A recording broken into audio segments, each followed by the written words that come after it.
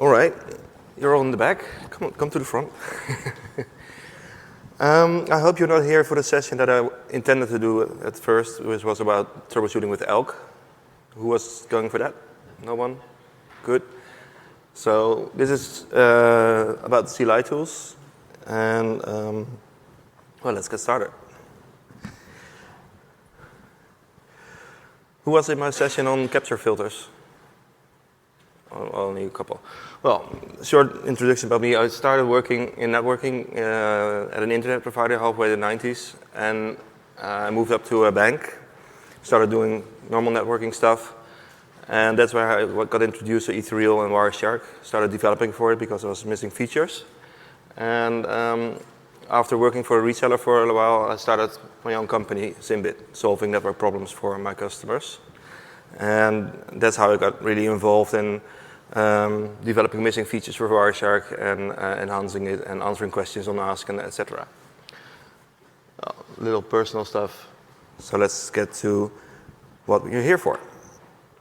I'm going to talk about the CLI tools, which, in my opinion, are a bit underestimated by people. And so I'm going to talk with you about why we're going to use them and how, and what the advantages of using CLI tools above using Wireshark. And I think they're complementing each other. It's not like you have to use one or the other. They can be used in a way that you can benefit from both. So why would you want to use these CLI tools? Did you use them already? Did you use T-Shark? Because you have to.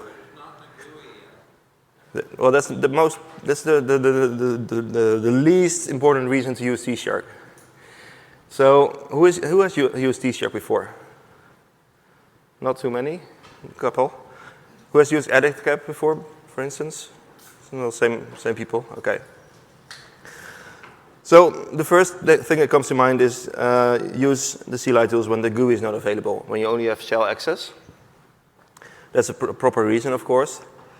But it can also give you quick and easy analysis. You don't have to start up a whole GUI. You don't need to click on things. It's just type in a command, you get the results, and you're done. The most important one for me is post-processing results. Like if you are in a GUI, you can look at the result, but you can't do anything with the result. You can take a screenshot, but that's it. Or you can export information, of course, but it's all manual. When you use the CLI tools, the output is text, and it can be piped into other programs, and that gives very powerful possibilities. So the GUI is very powerful and interactive, but it's fixed. And with the CLI, with the other tooling that you combine, you can create anything that you want, basically. Also, automation comes into place. If you have to analyze a lot of trace files, get a lot of data out of trace files, and you have to do it all manually, it takes a lot of time. If you can write a script that loops through all the trace files, get the information out, puts the results in a directory, and then you can come back later and use it in your reports or in your analysis. So the CLI is not only when the GUI is available. So how can we use the CLI tools? For me, there's a certain methodology that I use. And it's, okay, what is the information that I need to get out of my data? So a transformation from data into information. So I visualize what the output should be. What do I need? Then I look at what the sources are. Like in this case, it's PCAP data, but you might include log data or any other data that you want. But for this session, it's PCAP data. And you have to know what the output is that your tools can generate, or what your sources have as a format. Once you know that, you know what you want, you know what you have, then you can start working on how to transform one into the other. Then you need to know what tools are available. And that's where this session comes in. I'm going to show you how the CLI tools can help you with this process. So what can they do? Browse through mem pages. Look at release notes. Check the help once in a while, because features change, especially in our tools as well. Features change or new features are added, which might come in handy. So practice, practice, practice. Experiment and be creative.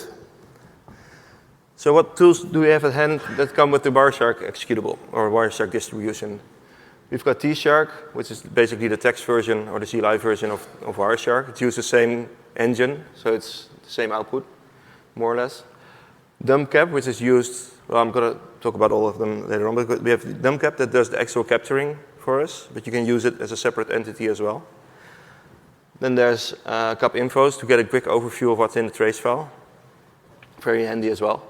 EditCap to mangle trace files, split them up, and get slices out of them, change the content. And then, of course, if you can split things, we need to merge them back together, maybe. So there's MergeCap, which can merge pcap files together.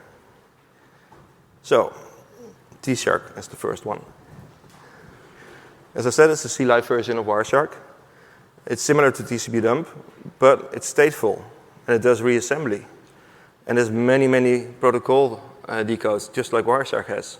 So while TCP-dump is very handy because it's available on most systems, it gives good output, it's quick and fast, it misses the reassembly that Wireshark has.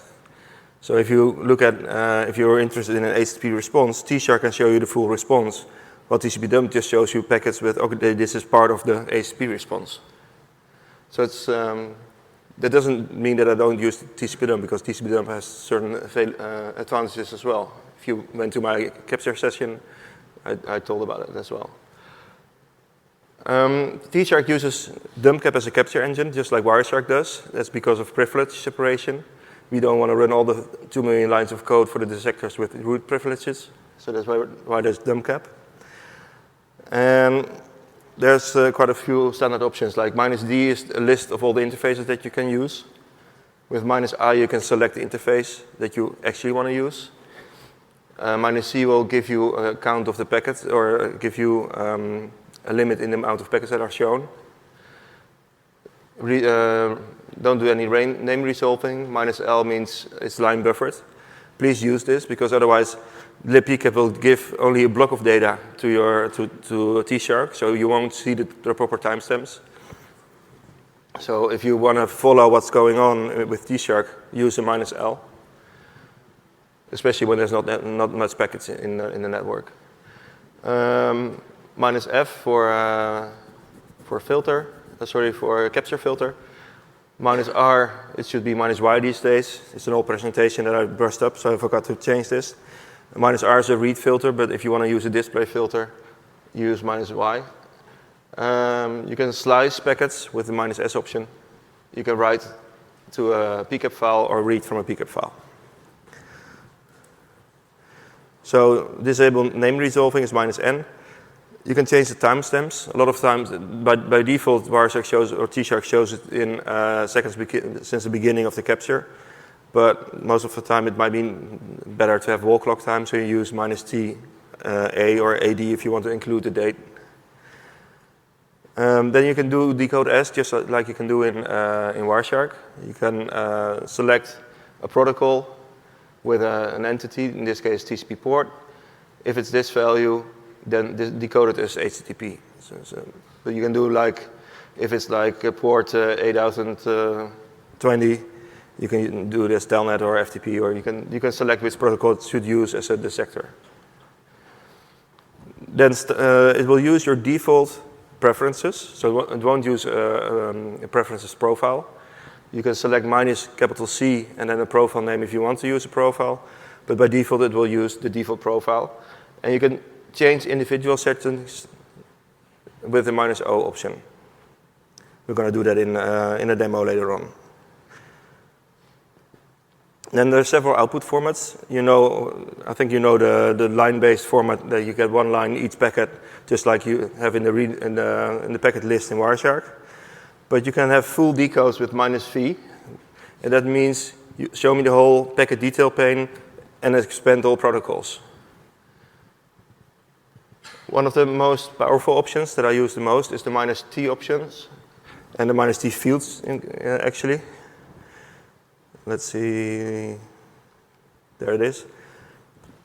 It means I'm going to specifically say which fields I'm interested in. So if I'm interested in only the IP source and IP destination and maybe a port or a protocol, I can select those fields. and it will be output in a consistent way. It will be the first field, second field, a tab in between, or any other field separator. And that's an easy way to post-process your output without having to parse the data in a complex way. When you use -v and you don't want to expand all the protocols, you can use -o to select the protocols that you want to expand. So if you want to see all the HTTP data, but you don't want to expand all the IP and the TCP data, just use -o HTTP and it will give you the data. Of course, there's XML kind of output. It's very bloated. I will show that in a demo. And I've never used it, but if you have an XML parser, it might be handy to use that.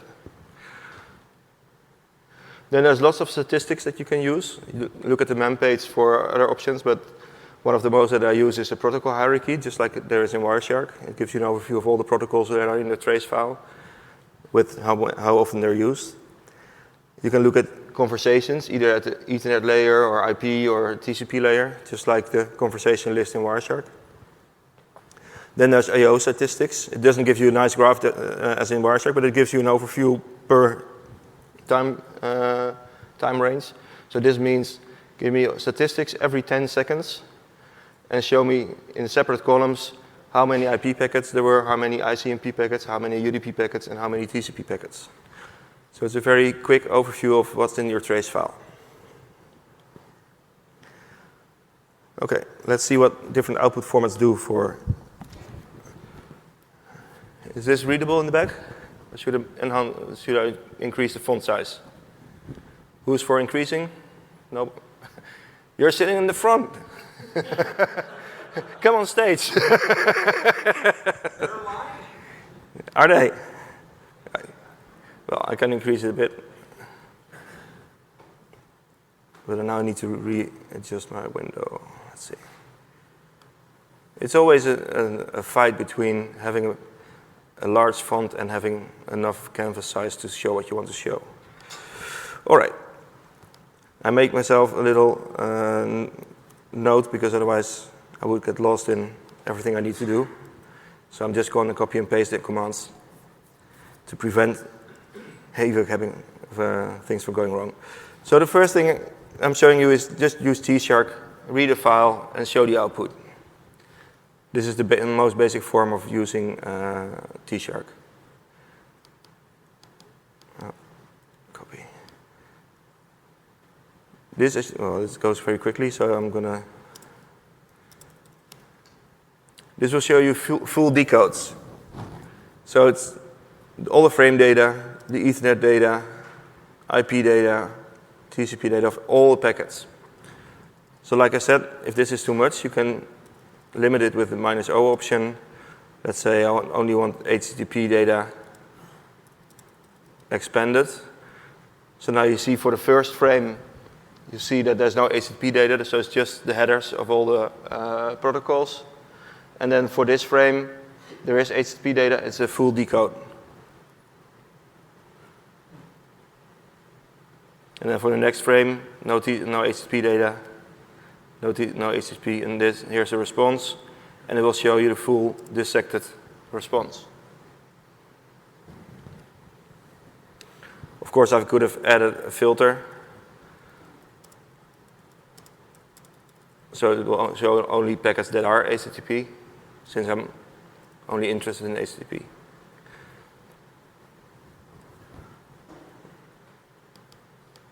Then if you look at the output for PDML, it's even more. And it's not really human readable, but if you have an XML import library, you might be able, it might be handy to use this. So let's see how large the output formats are. So word WC, it doesn't mean restroom, it means word count. And so there's 11 lines with 157 words, in total 1,200 characters. So now let's see what happens when we do -v. It's like 100 times more data, 100 times more lines, but And the PDML is even, I think, is even worse.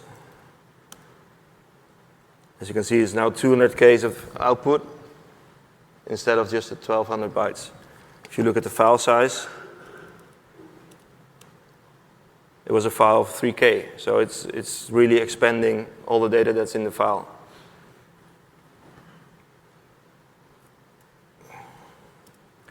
So that's demo 1. Demo 2. Actually, it is an old presentation, and the Recode S functionality that I was trying to show you here is already being built in. It recognizes 1, 2, 3, 4 as an HTTP port, not as an HTTP port, but it recognizes that there's HTTP traffic inside based on heuristics. So I'm not going to show you the example, but what you need to remember is if you have a protocol running on a non-standard port and it's not recognized by Wireshark, just use -D, your protocol and your field that's distinguishable, and then the dissector that you want to use. It doesn't work for all fields. It works for ports. It works for ether types. I think there's several things that have a new dissector layer where you can put where you can do this. It's the same as within Wireshark. So if you can do it in Wireshark with the Recode S, you can do it here as well. Okay, so demo 3, the protocol preferences. Like if you've been to Laura's talks, he always tell you to turn off reassembly. Well, I said depends on what you're doing. I always say leave it on, so we're going to have a fight about that. But you can do that in T-Shark as well. So I'm not going to do the reassembly thing, but I'm going to show you how to do decryption of SSL in T-Shark. So basically, what I'm saying is override the option in the preferences file and override this option with this value. And that's basically enabling decryption in T-Shark. Okay, so I'm going to check what the OpenSSL version was for the server.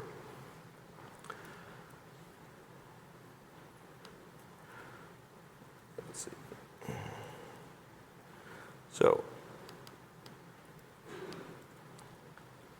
So in my SSL file, I can see the SSL handshake, like there's client hello, server hello, certificate. Well, let me filter on SSL for a moment. So you see the client hello, server hello, certificate, the whole exchange, and then there's the data phase.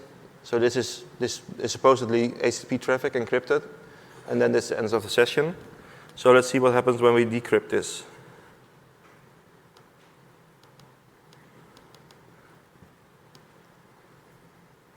Let's remove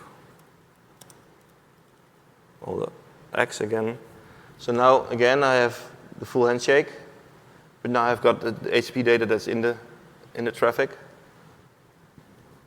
And you can also see that the alert, which was first an encrypted alert of the screen, is now decrypted, so you know which alert it actually was, the 21 close notify. And now I can use the option to get full decodes. I'm only interested in the HTTP decodes, and maybe I want to not filter on SSL, but on HTTP, since I now have HTTP in the traffic.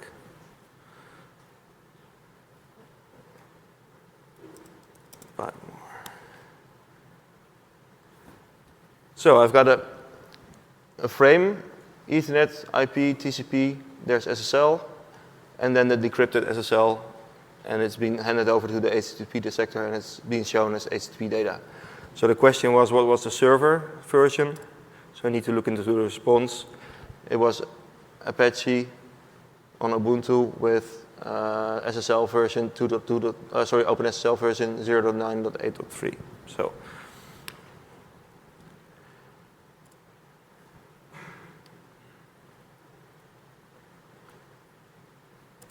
if you have any questions, by the way, feel free to raise your hand. And if you have some of those PIM files already set up for Wireshark and you use T-Shark, does T-Shark reference any of those existing configurations of Wireshark? If they're configured in your default profile, it will use them by default. If they're configured in another profile named X, for instance, you just type in minus capital C X and it will use that profile.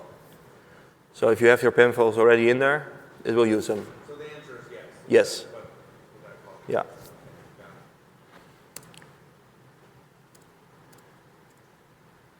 Okay. In this case, I am going to desegment and I'm not going to do reassembly, and I'm disabling reassembly and see what the difference is.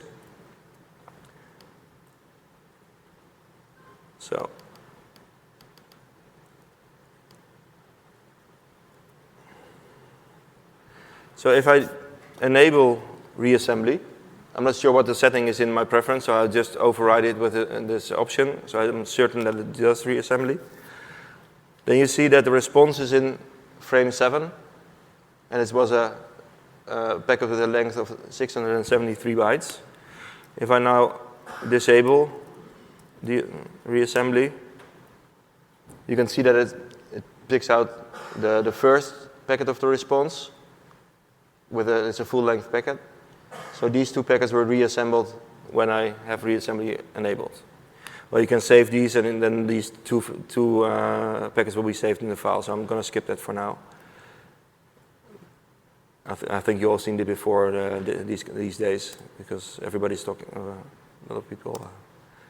Okay, statistics. We're going to look at the protocol hierarchy. We're going to look at the conversations at IP level and TCP level, and some I/O statistics. So let's see what that does. Different trace file. This is a trace file with some mail traffic, as we can probably see in the statistics.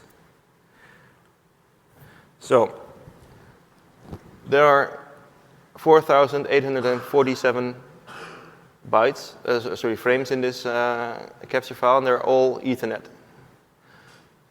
Of those are, all of them are IP. Of those, 4,678 are TCP. Some are ICMP. And then from TCP, it's SMTP or POP. And there, the IMF is like, it's really digging into the mail message and decodes as IMF. But at least you get an overview. This is a mail session where there's mail being sent by SMTP and mail being received by POP. So you get an overview within seconds on the command line of what's in the trace file. Then I might be interested in who is communicating with who. And you can see that there's a couple of public IP addresses, and there's one private IP address contacting those, and there's one other private address that's being contacted. It gives you the traffic in both directions or the total of traffic, and also when did the session start, when was the first time that this combination of IP addresses was seen, and how long have we seen packets for this conversation. The same goes for TCP. That's a long list. Let's see. It's being sorted on the amount of packets, as you can see. If I'm correct, it's being sorted on. Yeah, it looks like it's been sorted on the amount of frames actually. This looks sorted, and this one is not really sorted. So there's a lot of POP sessions on port 210. There's some SMTP, as you can see here, and some more SMTP. So the POP sessions were between the private address and, some of the public addresses. So I'm just curious what the private address that was in there. The other one was, it's not listed in the TCP communication. It's not listed in the TCP communication, so it wasn't a TCP packet. Okay.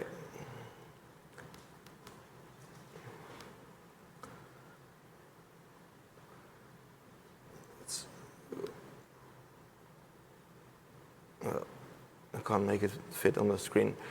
Okay, the I/O statistics. Sorry about that.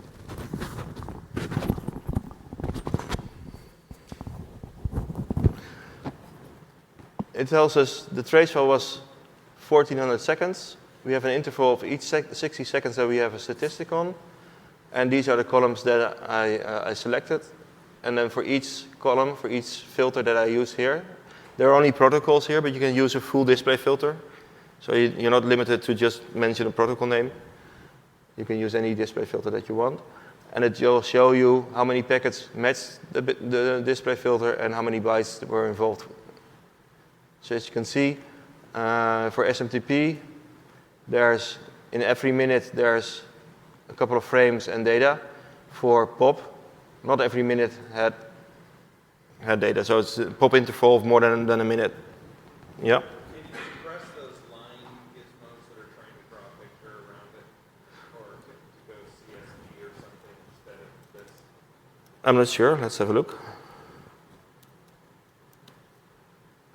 I mean, that way you could export it really easily. Yeah, I understand the reason for the question. I'm just not sure how if it can be done. These are all the options. iOS stats. I don't think so, actually. Okay. Yeah, you have to look at them on page. I can't find it quickly. I don't think it's possible. I think it's just human readable only. But I need to check. Still good stuff. Still good stuff. But the things that we're going to do later on, that we select the fields ourselves, that's something that you can really easily parse. So that's we're getting there. Okay. I think that's it for now. Oh, the question is, did the previous commands give you an overview of the contents of the trace file? I hope everybody will say yes. Yay. Okay, any questions so far about T-Shark? Okay, let's go to dumpcap. As I said, it's been used by Wireshark and by T-Shark, and it's being used for privilege separation to prevent all the code base to be running in root. But it can be used separately as well. It's a separate executable, and what dumpcap basically does, it only picks up a packet from the network and saves it to disk after filtering, of course, with PPF. But the options that you can use in Wireshark or T-Shark, like ring buffers, stop conditions, and stuff like that, they are transparently moved over to dumpcap. So you can select those on dumpcap on the command line as well. What's the advantage of using dumpcap? It is stateless. It doesn't keep state of TCP or reassembly or anything. It just picks up a packet, saves it to disk. So you can run it forever. I've had instances where I've run it for like 3 or 4 months until a problem would occur. And I use a ring buffer that, basically it means I'm going to capture from this interface, full-size frames, no slicing, 16 MB files, and I keep 1,024 files, which means it's a 16 gigabyte ring buffer. So I know that my disk will never fill up by the capture. As soon as file 125 has to be written, file 1 will be deleted. And like I said, I've been running this for in some instances for months, just waiting for the problem to reoccur. With cap infos, you get an overview of what's in the capture file. Actually, this output, you can see that it's made in 2008. This output has been updated because there's lots of more options in cap infos at the moment. So I should update my slides, actually. Sorry for that. But you can also select specific info. Like this is the whole info. I can select a specific info, and I can do that in a table format as well. So I will show you in a minute when I do the demo on these tools. Well, I can show straight away. It might be easier. So, cap infos. If I do it on http.pcap, you can see that there's some checksum information being calculated, which also means it's pretty slow if you have a very large trace file and you run this on it. It's pretty slow, so you might want to select the options that you want. So let's say I want to have the end date, the start date, end date, and the packet count. So it's the file name, the packet count, the start date, and the end date. but I can also do this in a tabular form. And then I can say, okay, I want to do this for all the cap files. So I will show you a quick overview on when the trace files were made. This is very handy if you have a file set and you want to know in which trace file a certain time period is. Just do it like this and you know which file you should use. Okay.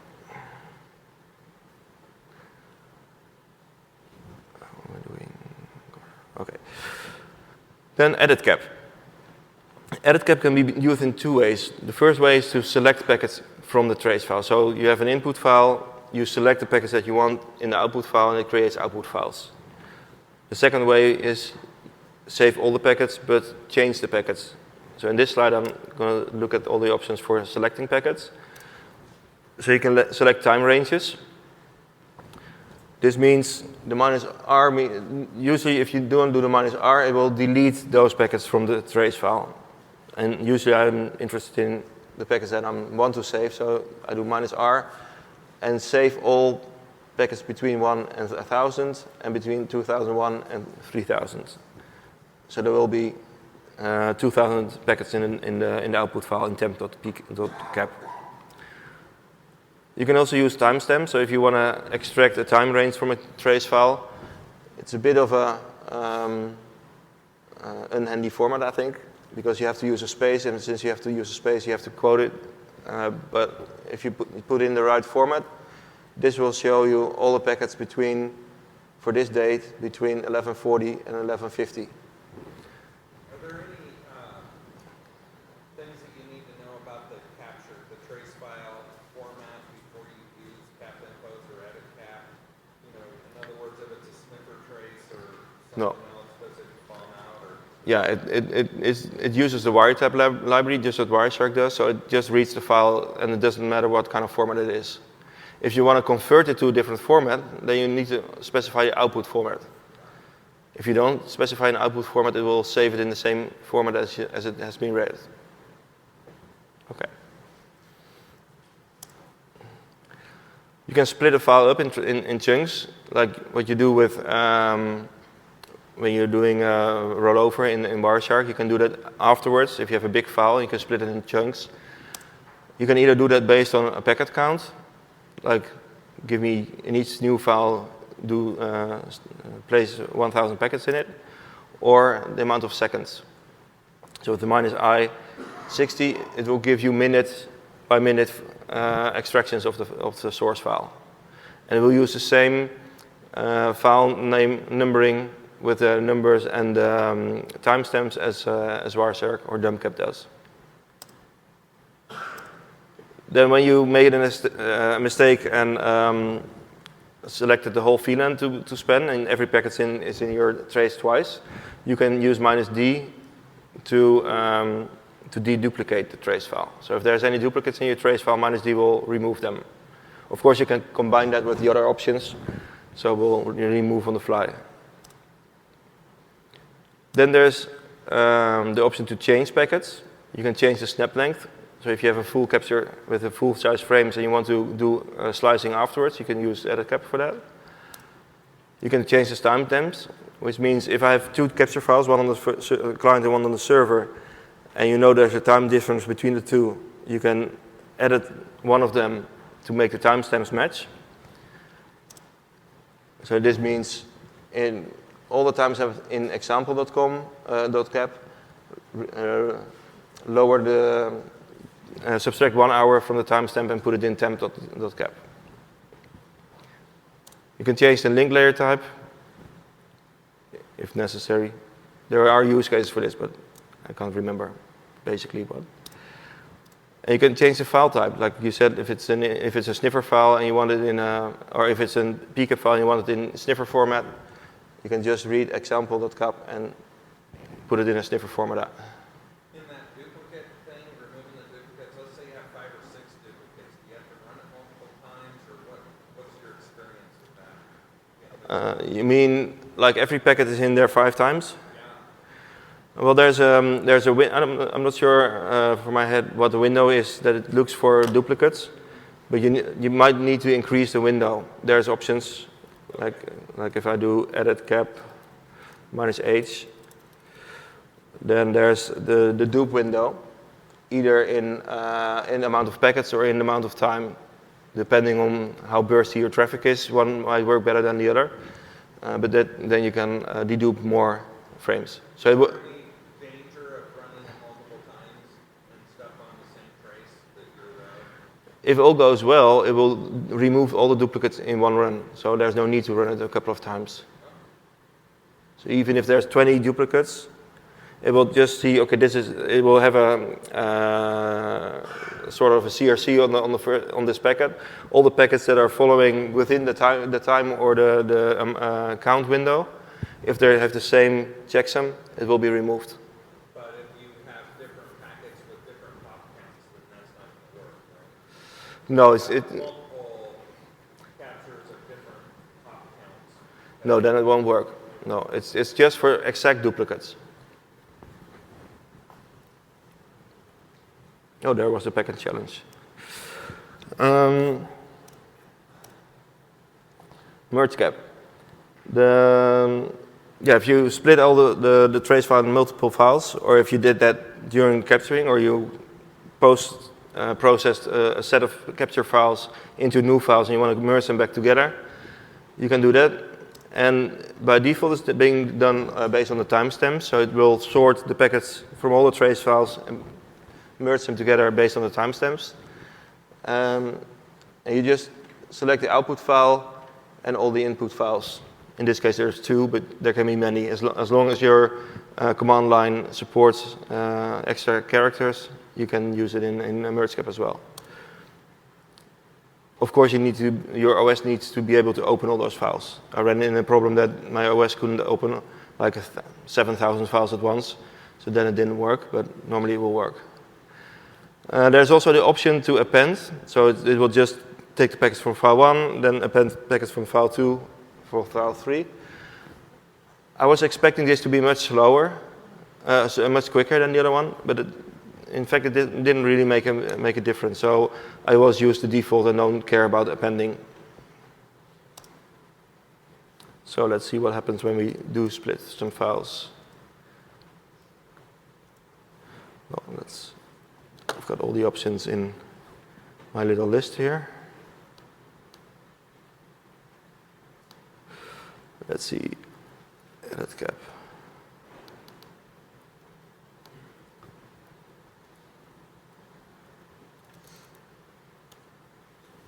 So there was the mail file with 1 megabyte of data. And I've split it up in chunks of 1 minute. And as you can see, there's 23 files being created. And if it's correct, you can see that the minute count, the minute is 39, 40, 41, 42.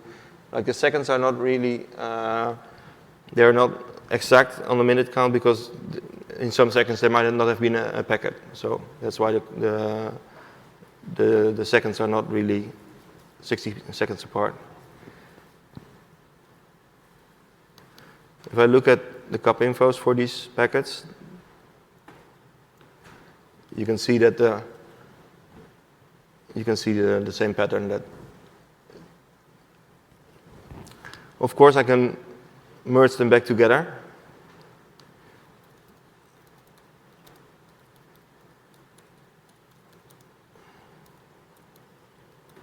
I used to use cap as an extension. I kind of turned over to pcap because I'm still. So it's temp underscore.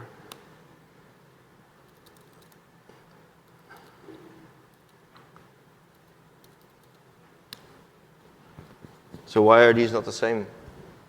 They should be the same, right?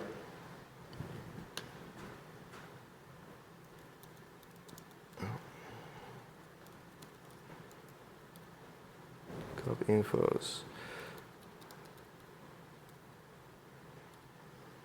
Well, let me.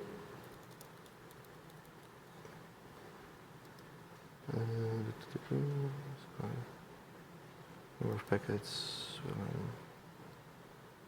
E.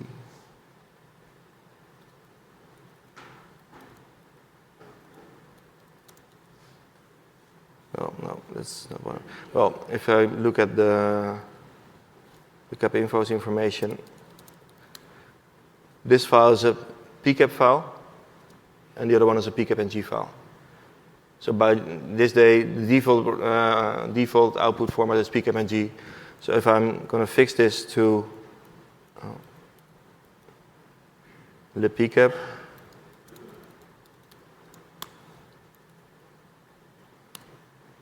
this is pcap, the other one is pcap, and if I now look at the, now they should be the same, and they are.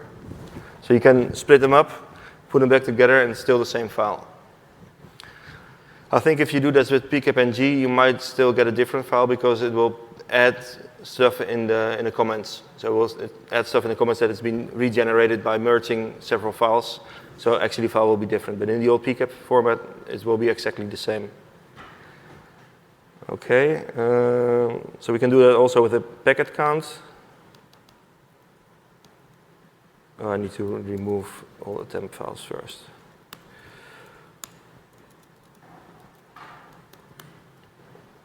So now you have 1,000 packets in each file. I can check that with copy infos.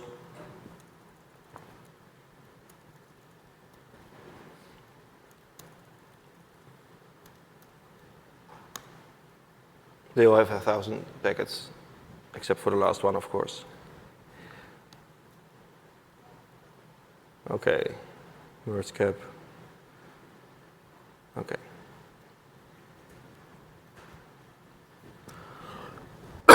Excuse me. So merging, well, I already did that. So that's. So what about editing timestamps?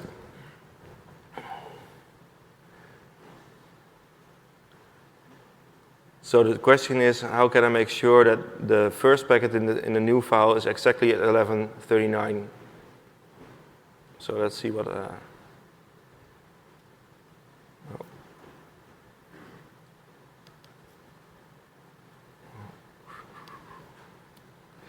Okay, so in which file was that?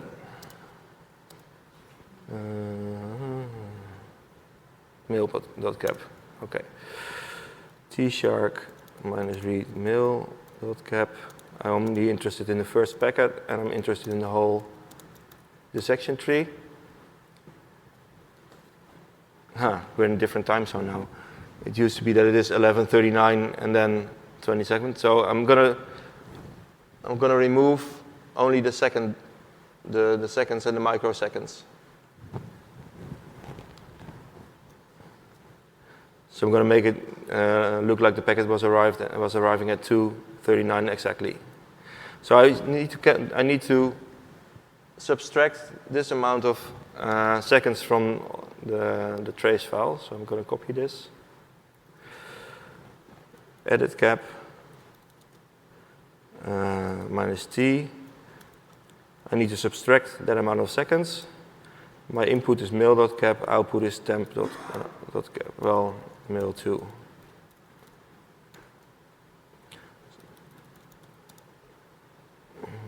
Mail2. And I'm going to use absolute timestamps, otherwise it will show me seconds since the beginning of the capture. And as you can see, it now it started exactly at 2:39. And if I look at the old one, so there's actually like 8.7 microseconds between the first and the second packet. And if I look at the original one,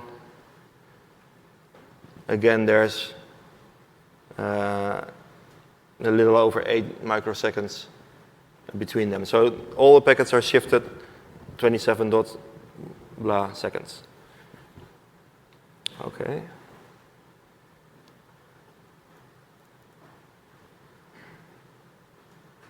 All right. Could you speak up, please? I'm reading the payload left back. Payload, yeah. Yeah, that's fun about creating capture files. That okay, what you need to have like synthetic capture files, but what do I put in them? So I use the fortune command on the Linux to create like stories that I put in these mails. So each mail in this capture file is actually a fortune story. So that's. I will put the trace file. I was going to put the trace files online, but I forgot to do that, and I didn't have time just before the session. But they will be online, and you can look at that. It's quite fun. All right. Any questions so far? Now we're getting help. Whenever you need help, the -h option is always handy. It's a very compressed form of help, or you can use the man page, of course. As I said, check them once in a while for new features or changed features. So next I'm going to extend on using the T-Shark command with the fields option to output stuff and mangle it with command line piping and maybe scripting. So who is using command lines, commands like set and awk, cut, sort, stuff like that? Okay, not too many people. I'm on a Linux system, or on an OS X system, which has it built in. I used to work on a Windows laptop, and whenever you need those Bash or Unix-like commands, there's several toolkits that you can use. I use Cygwin. I saw Christian use another, I'm not sure, it was Unix command or something like that. All these commands are they're equivalents in PowerShell, but I'm not experienced with PowerShell, so I'm just using the Unix-like commands. But you can use it on the Windows if you install Cygwin, for instance. So a quick overview of what these commands do, and which ones I'm going to use, and which are very handy in crafting these kind of output. So there are some internals to Bash, like the pipe command, the redirect, for, do, done, and the last one is actually executing another command and then putting the output in place of this backtick command. I'm going to use cut, sort, unique, translate, stream editor set, and awk. Of course, you can use any scripting language that you want instead of these bash commands. That's all up to you. So, what does command line piping do? Command line piping means that the output of one command or one executable will be the input for the next. So you can make a chain of commands, and it's like Lego. You have several building blocks, you put them together, and you create a new something new. So basically, what this command means is I'm going to list a directory and show me the first 10 lines of it. With the redirection, you can say that you want to save the output to a new file. So with the last command, if I want to save it to a file, I'll redirect it to a new file. Then with for, do, done, you can loop through things. So for word in 1, 2, 3, do echo word done, it will list 1, 2, 3 on your line. Well, that's not really interesting, but it's the basis for instance, you can loop through stream numbers and do things with each TCP stream. We're going to see that later on. With the backticks, you can say, like I said, it will evaluate the command between the backticks and put the output in place of what's there. So in this case, show me all the 10 most recent files, and for each file, echo the name, show me the first 10 lines of the file, a new line, and then output all to the file first lines.txt. So as you can see, I'm building up on with all these separate commands, I'm building up on creating the output that I want. Then, of course, you can assign variables. Sometimes you need to store information in a temporary variable. Like this will, again, you see here backticks. So I'm echoing the variable file, and I'm putting .back behind it, and I put the whole output of this command in backup file. So it's basically a reference to a backup file. Okay. If I go too quickly, raise your hand, but I think many people have seen these, or at least you can look at the mem pages as well. These are just the blocks that I'm going to use in the demos later on. Let's see how am I doing time-wise. Okay, so you can cut information out of a line of data, and -c will cut based on character range. So if I want to have the first 10 characters of each line of the password file, I do cut -c1 to 10. You can use it by field, so you select a field separator with a -d, and then use a field index. So this will show you the first field of the each password file. I think the second field actually starts counting by 0. Once you extract those things, you can sort them. So if you use no option, it will sort alphabetically, but you can sort in reverse, and you can sort numerical. Those are the options that I use the most. There's lots of other options, but you can look at the mem page for that. So this means disk usage in kilobytes, and combine everything, including all the subdirectories, for the current all files and directories in the current directory. So it shows you a file size of each directory. It sorts it in reverse and numerically, and only show the top 10. So this is the top 10 disk space users. Very handy to see where your disk space is going. So unique. With unique, you deduplicate data. So if I have a list of names and I sort it, then with wipe unique, it will keep only one entry for each name. And if I'm only interested in the doubles, I can do -d. So it will show me only the double names. And with -c, I can count on it. So sort names and then unique min count. It gives you a list of how many times each name is in the file. We're going to use that a lot as well.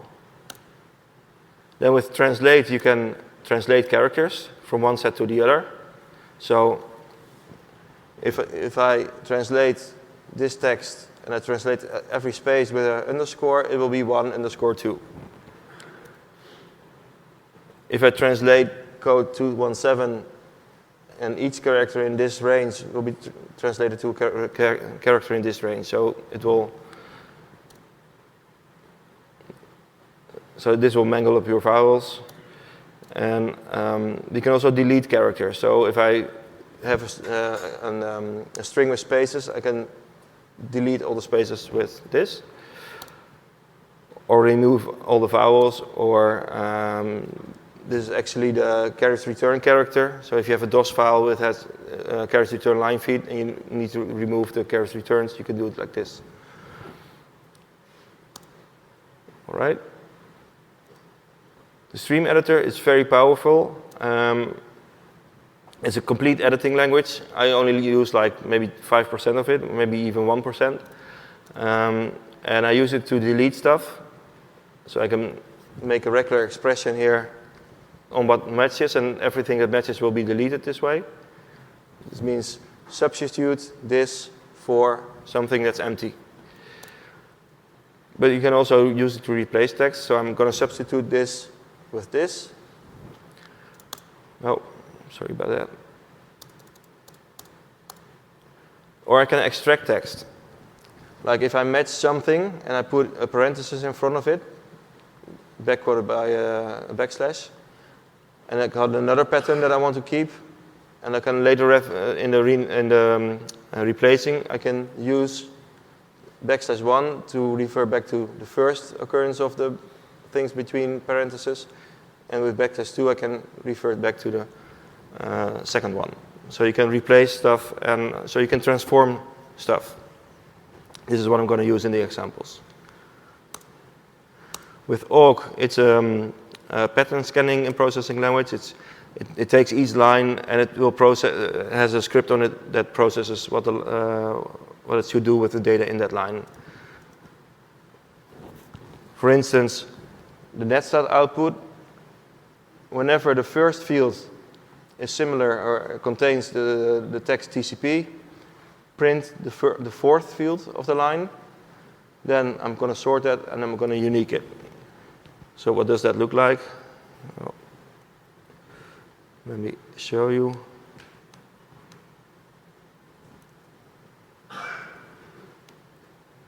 So if I do net_stat bin an pipe head, it shows me all the sessions in my my TCP stack.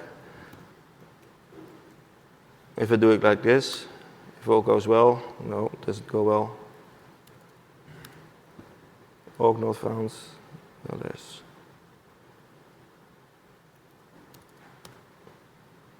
-c. It's the if I type in a minus character, it will change it to something else. Let's see, illegal option. Why? Unique not found. It's getting crazy. Oh, there you go. And it's looking at the wrong field. I think it should be field 6 in my case. Yeah, on my system it's field 6, and some Linux systems it's field 4.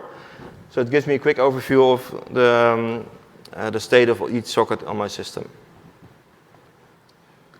Can be handy. Okay.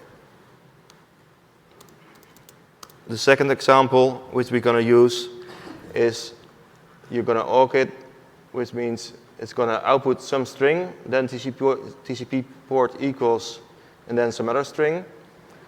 It's going to use a separator at first, but the separator has not been defined yet, so this will be empty. Then it will print the first field. And for the next line, the separator will be set to OR. So for the next line that I'm using, there will be OR, TCP port equals, and then the port number. Third line, OR. So I can create a display filter with this, without having to edit it manually.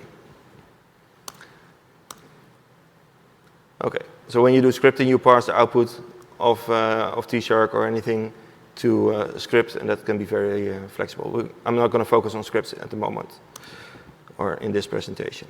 With scripting, you can do anything you want, basically. So, what kind of examples do we have using this? Till what time is the session, actually?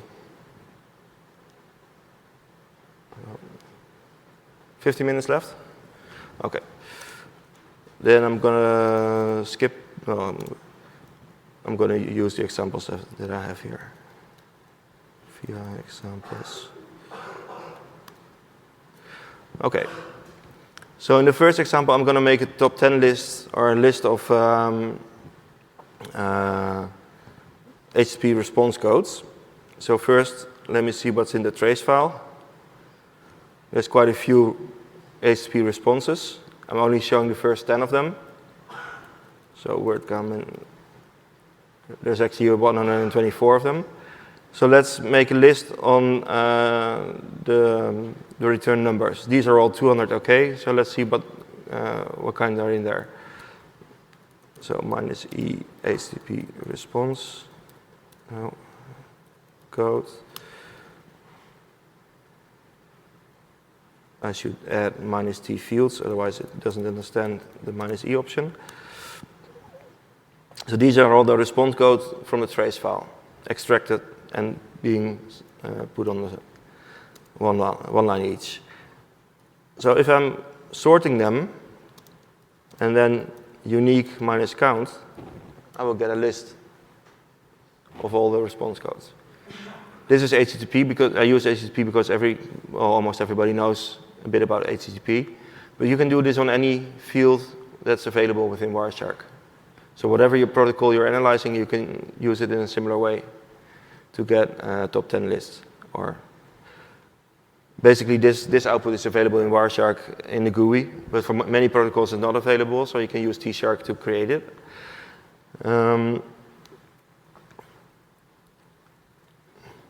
Then I'm going to make a top 10 list of URIs. So let's first look what is in the trace file. I have a host name, and I have a file name, a URI, but I want to have the full URI, so I'm going to combine this. Look like you also see that there's certain requests that have like an HTTP query. I'm not interested in the queries, I want to remove the queries first. That's what I'm going to use set for. So let's put this in.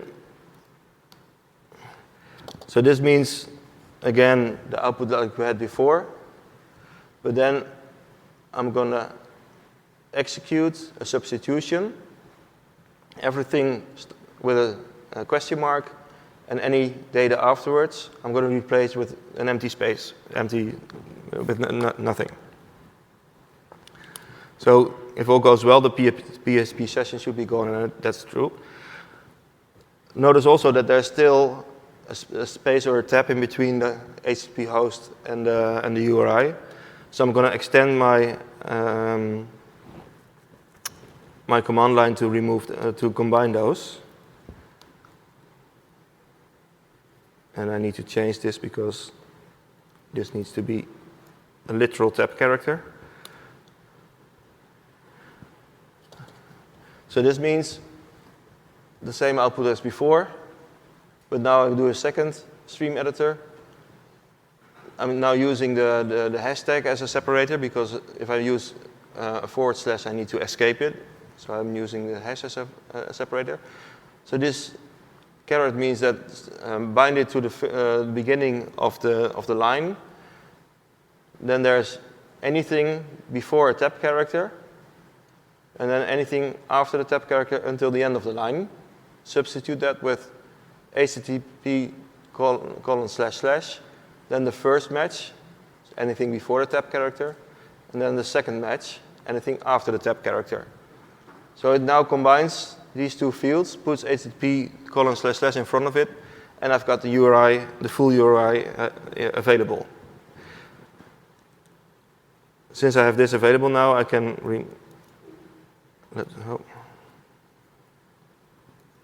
there's something going on here.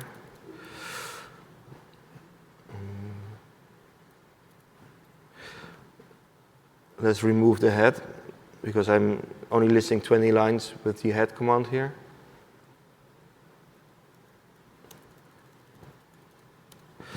So on this output, I should sort it, then unique it, and I count each unique value. So it gives me an overview of the URLs. And if I want to have a top 10 list, I need to sort this again on the first number, because that's the count. And I'm going to sort it reversely and numerically. And I'm only interested in the top 10, not in the whole top list. So this is the top 10 of URIs in the file. And now we're getting it in a place where this is something Wireshark can't do, and you can do it with a command line.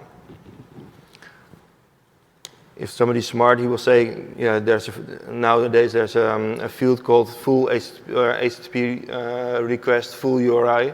So the whole mangling of the host name and the URI wasn't necessary anymore. But as I said, it's an old presentation. So the method is still the same, even though it might not be necessary anymore. Any questions so far? Is this useful for any of you? See some nodding faces? Good. So this was a second example. Let's go to the third example. Now I'm going to get a little more complex even. In this trace file are a lot of webmail sessions. So each user session is based. Oh, sorry, I need to go up. Each user session is defined by a PSP session ID, a PSP session ID cookie. So I'm going to look for this specific cookie because I know that the user with this specific cookie had a problem. So I'm going to see how many sessions, or how many packets are having this cookie. And I'm going to limit it to 10. So there's a lot of requests that are having this cookie in its HTTP headers. And now what I want to do is for this specific cookie, I want to extract all TCP streams from the trace file. So not only the packets that have the cookie, but for each TCP stream, when there's one packet that has the cookie, I want to have the whole TCP stream. So I need to know which stream numbers have this cookie. So I'm going to extend this by using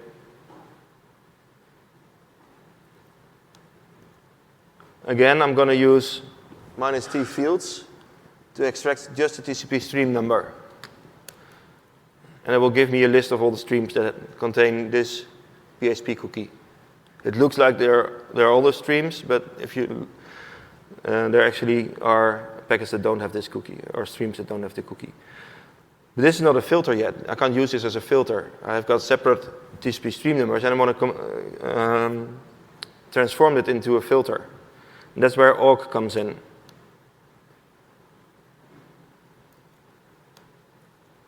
So again, same command, but now I'm not outputting it to the screen, but I'm transforming this output with awk to a filter.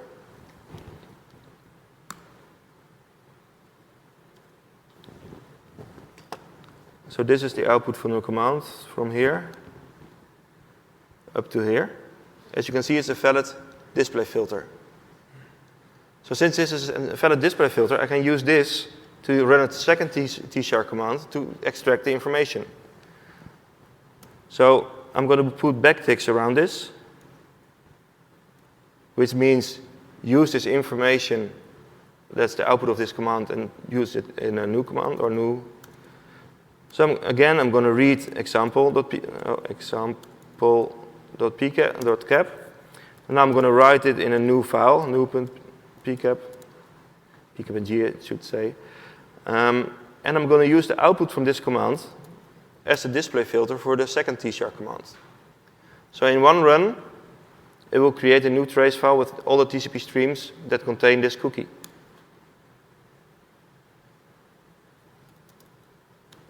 So there's, what was the output? New.pcap.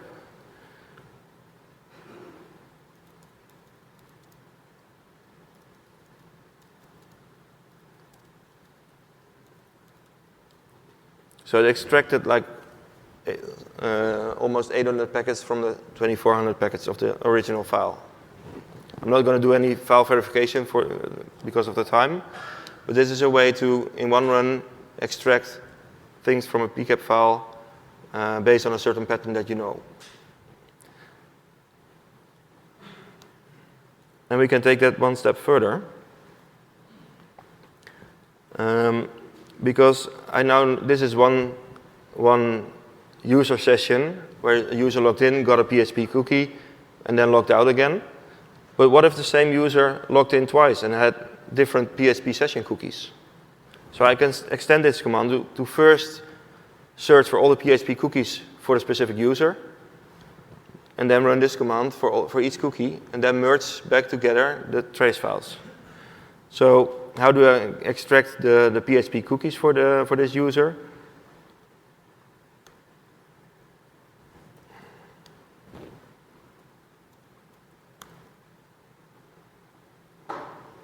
So I'm now looking for where there's any place in the HTTP data for the user Sake-test.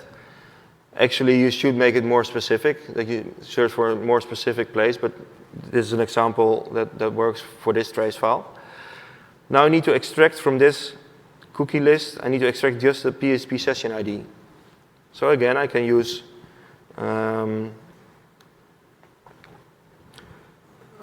cut for that. Let's use cut.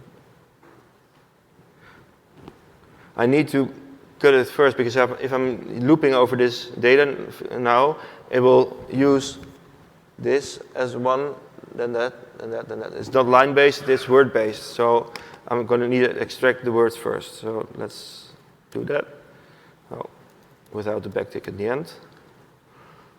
So these are the cookies. And I can now loop over those cookies by, again, putting this between backticks for cookie in this list of cookies. Do echo cookie, done. And it will, again, list the cookies. But I can do something with these cookies now. I'm going to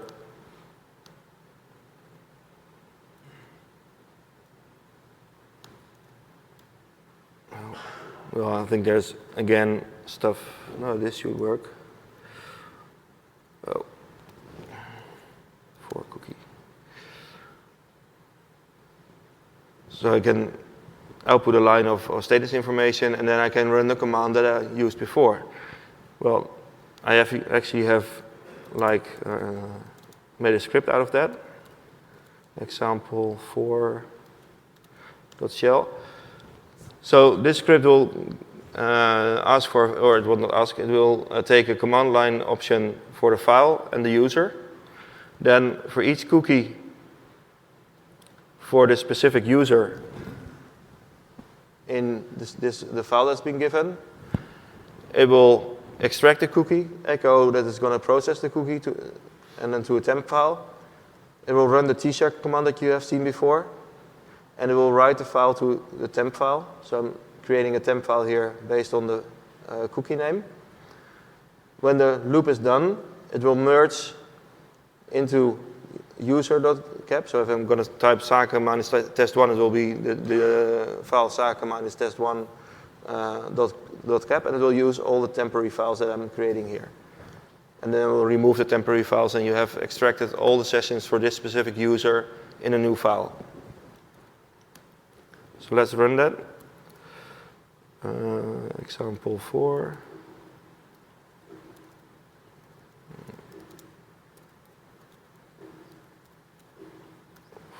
Sorry for the beeps. I thought I turned off the sound. Sake minus test1. And okay. It needs a capture file as well.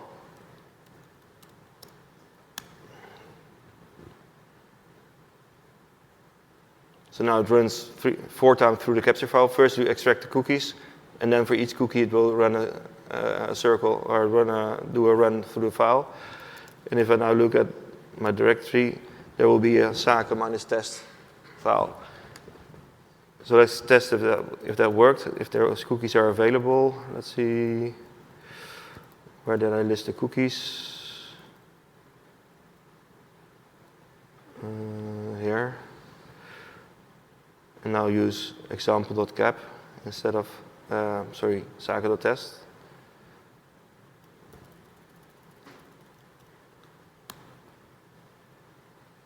Those cookies are still in there. So it extracted all the sessions with these cookies for this specific user. Any questions so far? Well, I'm almost getting to the end of my presentation, so. So these were the examples. Let's go back to example 4 or 3.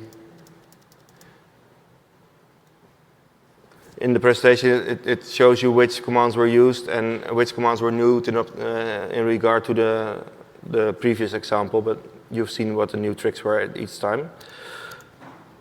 Of course, HTTP request full URI is there. Okay. So this is basically important to notice that there's an outer tshark command which uses the inner tshark command that produces the display filter. And in this case, it was a script that made things possible. Okay. I'm going to skip this one. Those were actually for, I should have deleted those slides. There's an exercise that you might want to do yourself. You can do this, I'm not sure whether it can be done with a one-liner, but you can do it with a little script that creates this output from the trace file based on all the pop sessions. It's not that hard to make. And it gives you, for each user, when did it check his mail and how many messages were in his mailbox, how many bytes were in the mailbox. Because these are status messages in the pop protocol, so you can extract them from the trace file. If you look at, let's open up mail.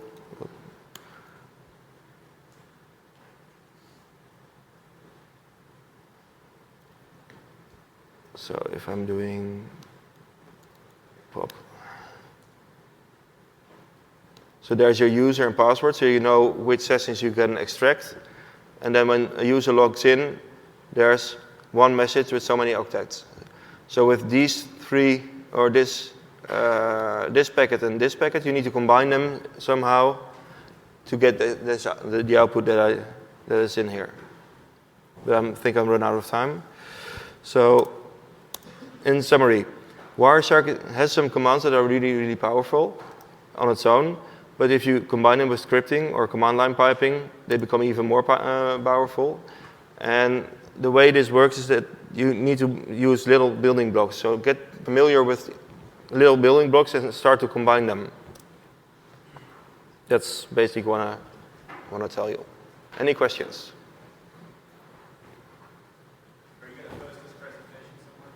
Yeah, it will be online on the, if you go to sharkfest.wireshark.org, you can see that there's, after a conference there is a retrospective, and all the presentations from the conference will be put under the retrospective. So you can look back all the presentations from previous years, but also from this year all the presentations will be there. And I'm going to put a link in the presentation to the file with all the files that I use, so you can try it yourself as well. That's what I was going to ask about the files. Okay, they will be in there. Any more questions? Well, thanks for listening then.